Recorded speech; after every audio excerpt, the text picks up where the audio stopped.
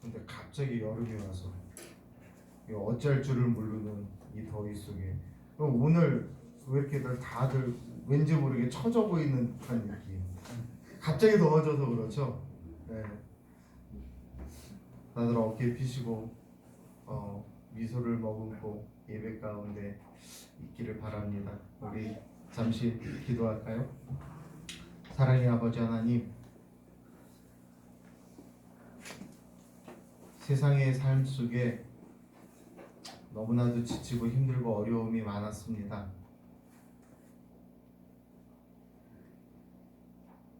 마음에 무거운 짐이 있고 삶의 짐이 있고 육신의 짐이 있습니다. 하지만 그래도 우리는 주를 예배하고자 이곳에 나왔습니다. 우리의 예배를 받아주시옵고 예배 가운데 우리에게 전해주시는 그 하나님의 말씀이 우리의 심령 속에 살아 역사하게 하시고 우리의 문제들과 우리의 힘들고 어려움들을 해결하며 우리를 이 땅에서 승리하는 삶을 살아가는 귀한 복으로 우리에게 임하도록 역사하여 주시옵소서. 아멘. 성령께서 함께 하실 줄로 믿사오며 우리 주 예수 그리스도의 이름으로 간절히 기도 올려옵나이다. 아멘. 여러분이 잘 알고 있는 것처럼 사도 바울이 13권의 성경을 기록을 합니다. 그 중에 옥중서신, 그러니까 로마의 감옥에 갇혀 있으면서 옥중서신이라는 성경을 쓰는데 그게 총 4권입니다. 그 4권이 뭐냐면 에베소서, 빌립보서, 골로새서, 빌레몬서, 이렇게 총 4개예요. 이 옥중서신 가운데 이 에베소서를 오늘부터 강해 설교를 시작을 하려고 합니다. 이 강해 설교를 하다 보면 좀 전하는 사람도 힘들어지고 또 듣는 이들도 힘들어질 수 있습니다. 왜냐하면 아주 제목 설교에 익숙해져 있다 보니 이 강해 설교가 힘들게 다가올 수 있고 맨날 똑같은 얘기인 것 같은데 왜 저 설교를 계속 하실까라는 생각이 드실 수도 있습니다. 그런데 중요한 것은 하나의 챕터, 하나의 성경이라도 우리가 집중해서 공부할 필요가 있습니다. 분명 하나님께서 그 성경을 쓰신 이유가 있습니다. 그걸 기록해 하신 이유가 있습니다. 그래서 그 성경을 우리가 집중적으로 보면서 하나님이 우리에게, 이 시대를 살아가는 우리에게 들려주시는 하나님의 귀한 음성을 들을 수 있는 저와 여러분이 되기를 원합니다. 오늘 에베소서는 서신서, 즉 편지글입니다. 편지. 이 편지의 내용이 그리 쉽지만은 않은데 이 에베소서는 기독교의 진수가 담겨져 있는 그런 편지글이에요. 편지. 지금은 뭐 핸드폰으로 문자 보내고 뭐 카톡으로 글 보내고 막 단체, 우리도 카톡 단체방이 있지만 막 단체에다가 뭔가 짤막하게 글도 올릴 수 있고 사진도 올릴 수 있고 뭐 여러 가지 기능들이 있습니다.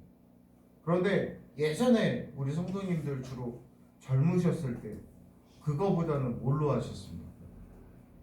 편지 아니면 엽서. 저만 해도 이전에 엽서 하면 생각나는 게 혹시 그 별밤이라고 아십니까? 별밤. 네, 거기 보면 예쁜 엽서전 해갖고 그 엽서 보내면 막 이렇게 전시도 해주고 막 그랬던 그런 게 있습니다. 아니면 편지. 예전에는 우리의 마음을 전하고 무엇인가를 전할 수 있는 건 편지글밖에 없었습니다. 오늘 사도 바울이 이 편지를 쓰는데 그 편지 속에 무엇을 기록하고 있느냐면 하나님을 소개하고 있습니다. 하나님 아버지와 아들 예수 그리스도와 그리고 성령님이 우리를 구원하기 위해서 어떻게 역사하셨는가를 잘 설명해주고 있는 책이 바로 오늘 우리가 강의를 시작하는 이 에베소서입니다. 거기다가 구원을 받은 우리가 어떻게 교회를 이루고 그 교회의 성격과 특징이 무엇인지, 더 나아가서 그 교회에 속한 우리의 삶이 어떠해야 되는지, 이러한 모든 것을 가르쳐주고 있는 것이 바로 이 에베소서입니다. 그래서 영국의 대표적인 성서학자 윌리엄 마클레이가 이런 얘기를 해요. 인간의 글 중에 가장 거룩한 글이다라는 평을 합니다. 그만큼 교회론에 있어서 또 우리 신앙에 있어서 가장 중심적이고 중요한 성경이기도 합니다.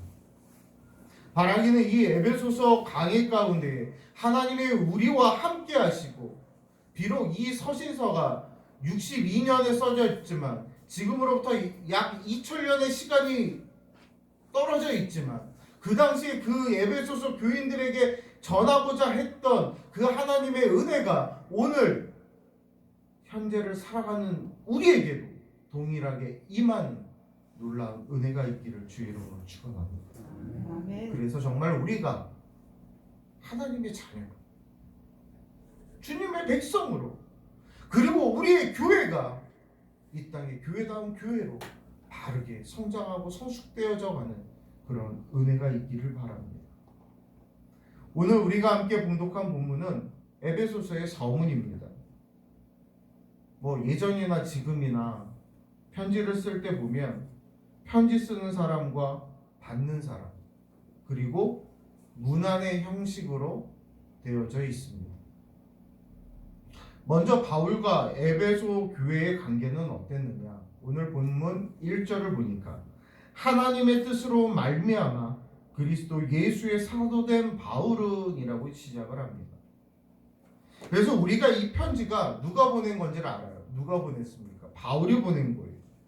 그렇다면 사도 바울과 이 에베소 교회, 이 편지를 받는 이 에베소 교회는 어떤 관계가 있을까? 이 에베소 교회는 바울이 사역하는 동안에 오랜 기간 머물러서 사역했던 그런 교회이기도 합니다. 그러니까 이 흔적을 찾아보려면 우리가 어디로 가면 될까요? 에베소서만을 가지고 이들의 관계를 알 수가 없어요. 그럼 어디로 가야 되느냐? 사도행전으로 넘어가야 됩니다. 사도행전 18장으로 넘어가 보면 바울이 에베소서에 도착을 합니다. 거기 왔을 때에 이 바울은 평소에 하던 대로 회당에 들어가서 유대인들을 가르치고 변론하고 했습니다.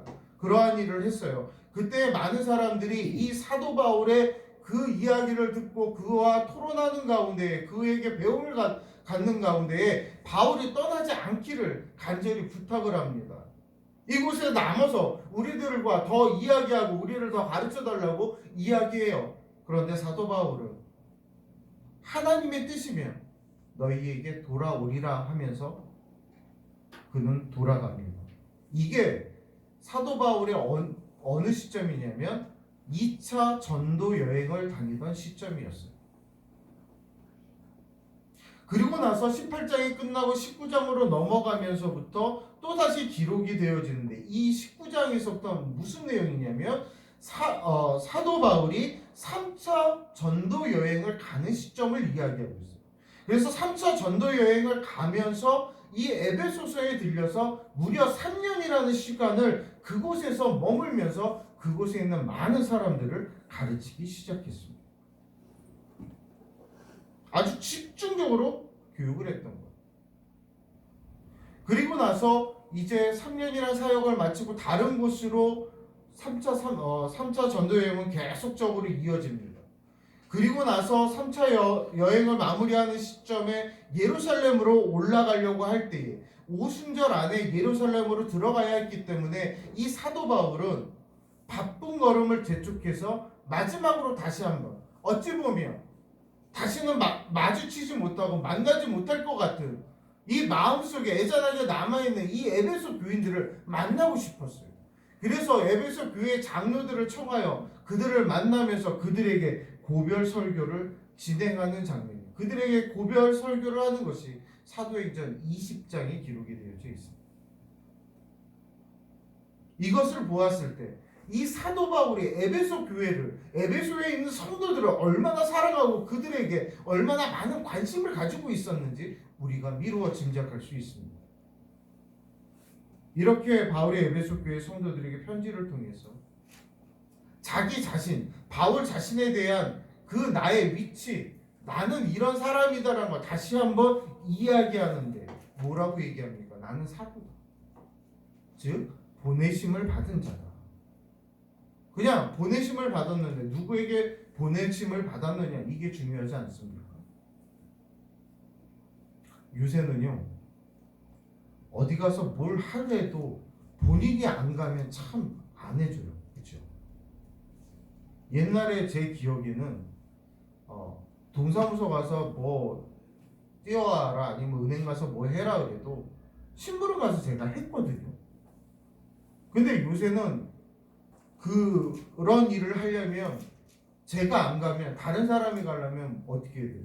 위임장이라는 걸 써서 도장을 찍어서 그리고 제 신분증과 같이 보내서 그래서 일을 보게끔 하는데 그 일을 봄에도 불구하고 여러 가지 죄악들이 많이 걸쳐져 있습니다.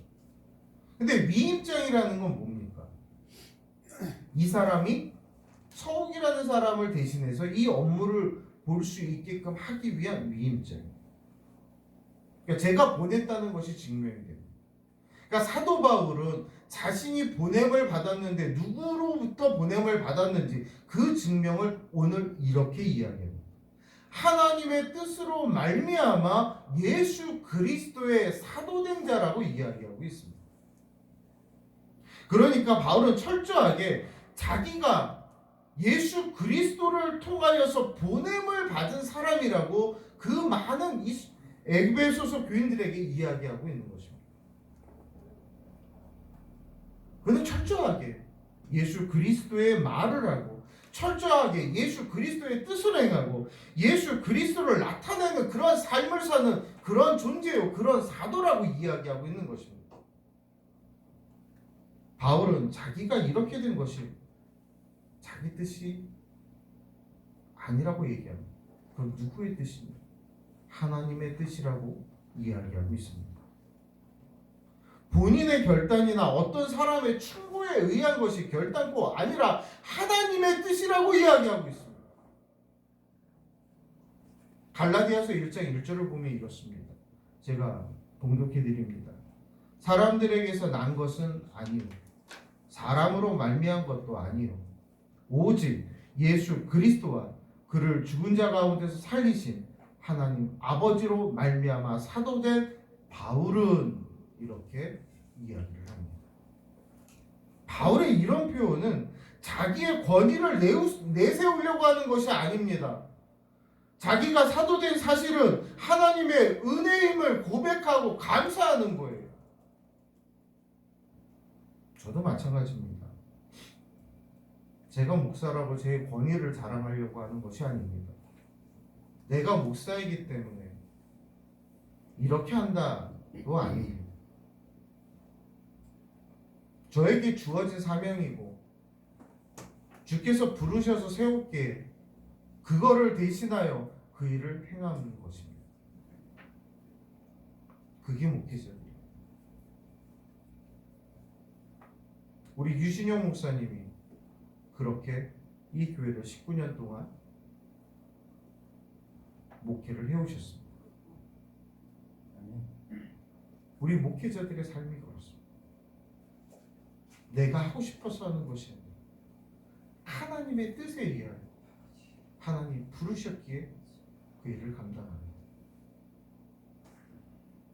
또 그 일을 감당함에 있어 하나님께서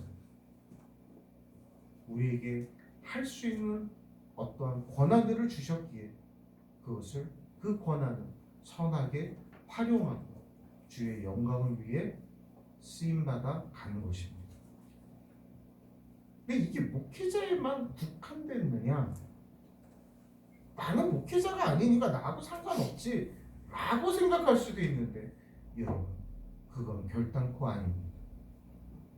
여러분이 하나님의 자녀 백성이 된 것이 여러분의 뜻입니까? 여러분이 예수를 믿고 구원받는 것이 여러분의 뜻입니까? 여러분의 뜻이 아닙니다. 오늘 사도 바울의 고백처럼 내가 하나님의 자녀된 것은 하나님의 귀한 뜻인 줄로 믿고 고백하는 저와 여러분이 되기를 원합니다. 아멘. 사도 바울은 늘상 얘기해요. 나는 죄인 중에 괴수다. 나의 나된 것은 하나님의 은혜다. 이게 우리들의 고백이 되었으면 합니다. 앞에서 잠깐 얘기했지만 사도행전 20장에 가면 이 사도 바울이 에베소 장로들에게 고별 설교를 하는 장면이 나오는데 이런 이야기를 해요. 20장 사도행전 20장 24절에서 제가 봉독해 드릴게요. 내가 달려갈 길과 주 예수께 받은 사명 곧 하나님의 은혜의 복음을 증언하는 일을 마치려 하면 나의 생명조차 조금도 귀한 것으로 여기지 아니하노라. 여러분, 나의 생명조차 조금도 귀한 것으로 여기지 아니하.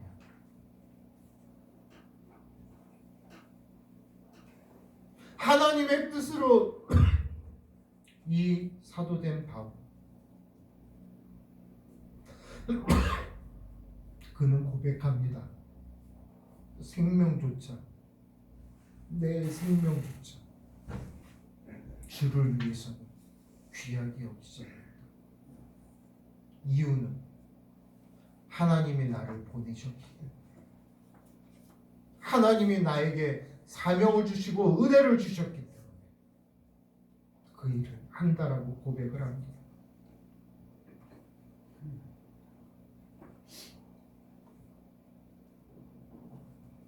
바울은 하나님의 뜻으로 말미암아 그리스도의 사도가 되었습니다.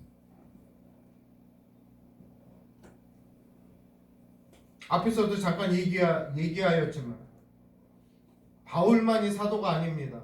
오늘 예수 그리스도를 믿는 우리 모두가 하나님의 부름을 받고 하나님의 보내심을 받는 사도의 사명을 가지고 있습니다.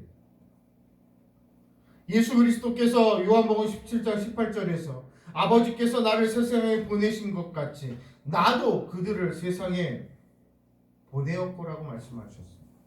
그러므로 오늘 예수를 믿는 우리 모두를 주님께서 세상으로 보내셨습니다. 여러분들은 나아가 외치셔야 됩니다. 복음을 위해 내 생명조차 아낌없이 이야기할 수 있어야 돼요.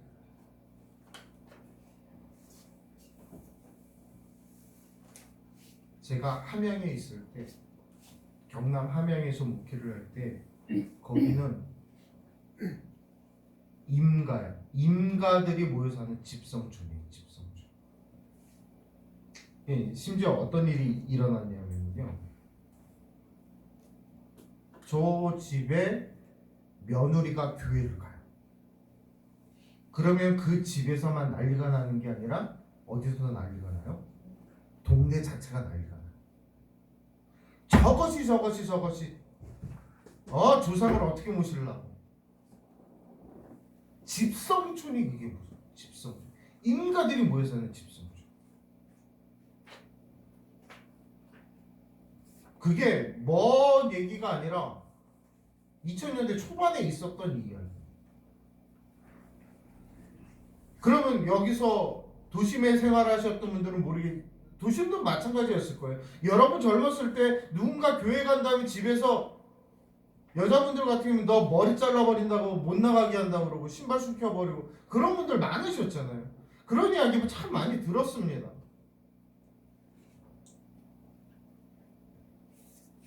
그런데도 그들은 복음을 증거했고 그들은 예배를 드렸고 주님을 향한 그들의 아름다운 사랑을 나타냈습니다. 오늘날 어떠십니까? 교회 간다고 누구 머리 자르는 사람이 있습니까?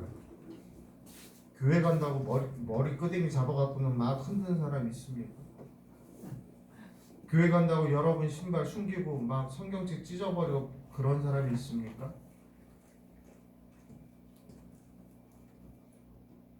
어찌 보면 신앙생활 하는데 너무나 자유스러워졌습니다. 편해졌습니다. 근데 그 자유가 진정한 우리의 신앙을 잃어버리게 하고 있는지도 모르겠습니다. 사랑하는 성도 여러분, 하나님은 여러분을 부르셨습니다. 그리고 여러분에게 복음을 맡기셨습니다. 나가 외치십시오.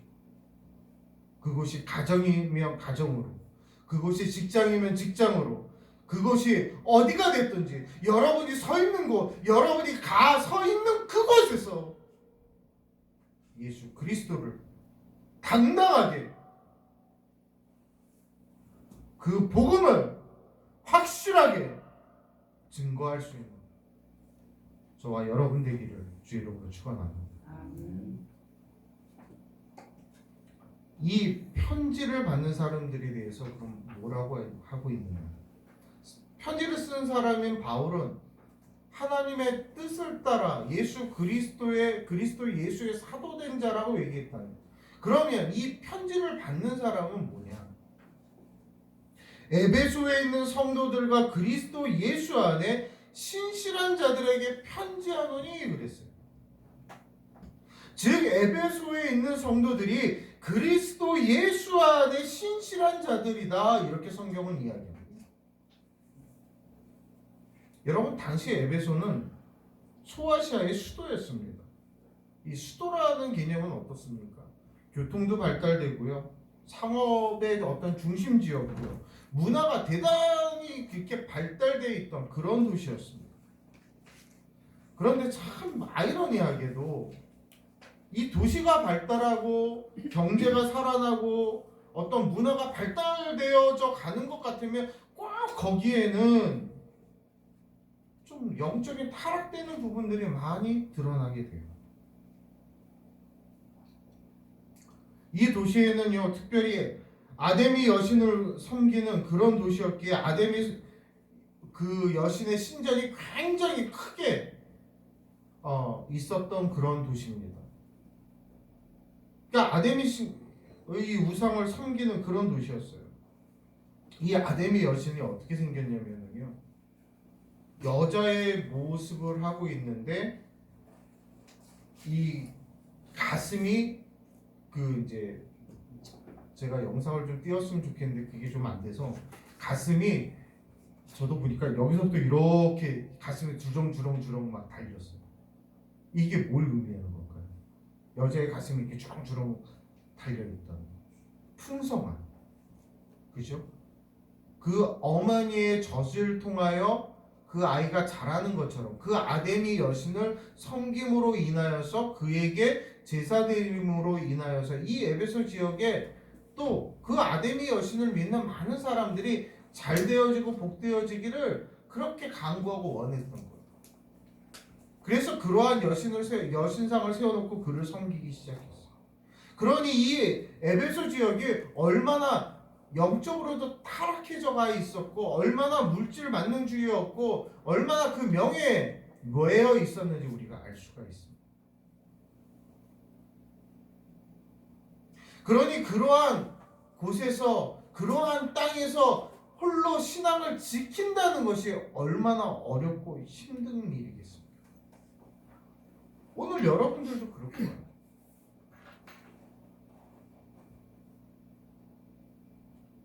따뜻한 봄날이 되면, 꽃피는 봄날이 되면 많은 사람들은 어딘가 가자고 이야기합니다. 아유, 뭘 교회야 맨날 가면서, 그냥 가자 우리. 그런 유혹들이 우리에게 얼마나 많습니까? 그것만 있습니까? 집도 멀고 붙였는데 뭘 거의 우이동 거의 골짜기까지 가. 그냥 집에서 그냥 유튜브로 보든지 TV 통해서 예배드리는 거 하면 되지, 뭘 거기까지 가. 귀찮게 시리고. 편안함을 추구하는, 그 편안함이 우리의 신앙을 망가뜨리고 있음을 우리는 잘 기억해야 됩니다. 물론 몸이 아프고 거동이 불편해서 인터넷이나 유튜브나 방송을 통해 예배 드릴 수 있습니다. 그것이 아니라면 내가 예배드리고 내가 만나야 될 그 주님의 전 앞에 우리는 나올 수 있어요. 이 에베소서의 많은 사람들도 마찬가지였습니다. 하나님의 진리의 그 말씀을 온전히 수용하고 살아가기가 너무 힘들었어요. 세상에 유혹이 많았다는 거죠. 그런데 오늘 사도 바울은 그 에베소 교회 성도들을 향하여 뭐라고 하고 있습니까? 그리스도 예수 안에 사는 성도들이라고 이야기하고 있습니다. 오늘 사도 바울처럼 저도 사랑하는 우리 노아 방주교회 모든 성도들에게 이야기하고 싶습니다. 당신들은 그리스도 예수 안에 있는 귀한 성도라고. 오늘 예수 그리스도 안에서 온전히 세워지는 귀한 여러분이 되시길 바랍니다. 아멘. 여러분, 성도라는 말 굉장한 의미가 있는 말입니다. 어떤 목사님이 장례식을 가셨대요.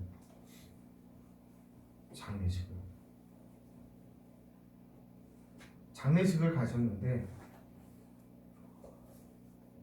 장례식을 끝나고 났더니 상주가 난리 치는 목사님. 막 화를 내는 거예요. 왜 화를 내냐면 목사님이 예배 가운데에 고인을 성도라고 불렀습니다. 성도. 근데 이 아들이 왜 화를 냈냐면, 아니 목사님, 우리 아버지가 왜 성도예요? 우리 아버지는 장로예요, 장로. 이렇게 항변을 하더라고요.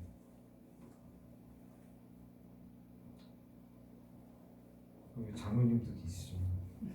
장로님, 장로라는 말이 더 귀할까요? 성도라는 말이 더 귀할까요? 여러분, 제가 생각할 때 성도라는 말이 더 귀해요. 사실 목사, 장로, 안수집사, 권사, 집사, 이거 다 직분이에요. 직이에요. 그 일을 행하기 위해서 주님을 대신하여 그 맡은 바 직분이에요. 목사여도요, 성도가 안 되면 아무짝에 쓸모가 없어요. 장로도요, 성도가 안 되면 아무짝에 쓸모가 없어요. 어떠한 직분을 가지고 있던지 성도가 안 되면 쓸모가 없어요. 왜 쓸모가 없는지 아세요? 반드시 필요한 일을 못하기 때문에. 반드시 필요한 일이 뭔지 아십니까? 저 천국을 향해 달려가지 않기 때문입니다. 더 중요한 건 성도가 되지 않으면 저 천국에 갈 수 없다는 것입니다. 여러분, 우리를 통하여 저 사람을 보면 정말 예수 믿는 사람 같아라는 그런 이야기, 그 성도, 구별되어져 있는 자, 그리스도 예수 안에 있는 성도라는 이야기를 들을 수 있는 저와 여러분 되기를 주의 이름으로 축원합니다. 아멘. 이 성도, 이 말 자체를 보면 거룩한 사람들, 구별된 사람들, 이런 뜻을 가지고 있어요. 그러니까 바울이 말하고자 하는 것은 그들이 세상의 그러한 영적으로, 육적으로 타락해져 있는 그 세상 속에서 그렇게 많은 우상 숭배가 이루어지는 그 에베소에 살고 있는 그 많은 사람들 중에서 예수 그리스도를 구주로 영접하고 신앙생활을 하는, 구별되어져서 거룩한 삶을 살아가고 있는 그들을 예수 믿는 자들, 예수를 믿어서 믿음직한 그 사람들, 어찌 보면 타락한 에베소라는 그 지역에 살고 있지만 성도라고 말하는 거룩함으로 부름을 받아 거룩한 삶을 살고 있는 그들을 향하여 오늘 편지를 쓰고 있다라고 이야기하고 있습니다. 오늘 우리도 마찬가지입니다. 우리도 이 세상 사람들과 별로 차이가 없습니다. 근데 실은 차이가 없으면 안 돼요. 차이가 나야 됩니다. 우리가 예수를 믿는다고 하면, 우리가 성도라면 세상 사람들과 분명한 차이가 나야 돼요. 우리가 비록 이 세상에 살고 있지만 이 세상에 속한 자가 돼서는 안 된다라는 겁니다. 그래서 예수님께서 요한복음 17장 16절에서 이렇게 말씀을 하세요. 내가 세상에 속하지 아니한 같이 그들도 세상에 속하지 아니하였사옵나이다 라고 얘기하십니다. 우리는 이 세상에 살고 있어도 이 세상에 속한 사람이 돼서는 안 돼요. 구별된 성도가 돼야 돼요. 성도답게 살아가야 됩니다. 이 세상 사람들과 다르게 살아가야 돼요. 이 세상 사람들이 거짓말을 한다 할지라도 우리는 달라야 돼요. 이 세상 사람들이 물질만을 바라다보고 명예만을 바라다보고 살아간다 할지라도 저와 여러분은 달라야 돼요. 이기적으로 살아가는 이 세상 사람들을 보며 손가락질할 것이 아니라 그들을 불쌍히 여기며 우리가 베푸는 삶을 통하여 그들을 변화시키는 삶을 살아가야 돼요.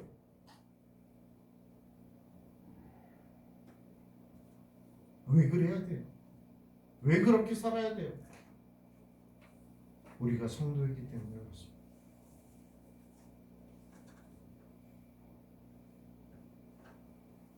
근데 오늘날 그리스도인들이라 하는 많은 사람들, 세상 사람들과 별로 다를 바가 없습니다. 어찌 보면 이 다를 바 없는 삶을 살아가는 것, 내가 그리스도 안에 있는 성도라는 사실을 부인하는 것과 똑같을 것입니다. 우리는 분명 달라야 됩니다. 성도이기 때문에 달라야 됩니다. 바울은 에베소서 첫 부분에서 이 사실을 강조하고 있습니다. 바울은 자신이 예수 그리스도의 사도인 것을, 하나님의 뜻으로 된 사도인 것을, 또 그들이 성도인 것을, 예수 그리스도를 믿음으로 성도된 것을 분명하게 말하고 있습니다.